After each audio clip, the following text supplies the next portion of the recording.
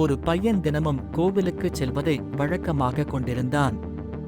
அங்கு யாசகம் கேட்பவர்கள் கோவிலின் நுழைவாயிலின் அருகில் அமர்ந்திருப்பார்களாம்.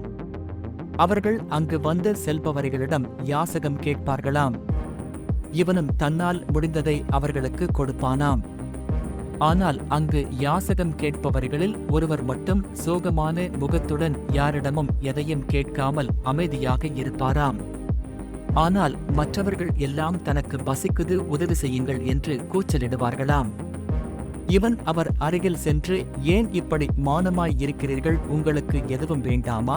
பசிக்குது என்றால் இந்த பழங்களை சாப்பிடுங்கள் என்று தன்னிடம் இருந்த பழங்களை அவரிடம் கொடுத்தான். பிறகு அவன் அவரிடம், ஏன் நீங்கள் யாரிடமும் எதுவும் கேட்காமல் மௌனமாய் இருக்கிறீர்கள், உங்களுக்கு எதுவும் வேண்டாமா என்று கேட்டான். அதற்கு அவர், யாசகம் என்பது பிறர் மனம் மகிழ்ந்து தன் விருப்பத்துடன் பிறருக்கு வேண்டிக் கொடுப்பது, பிறரை கட்டாயப்படுத்தி வாங்குவது இல்லை என்று கூறினார்.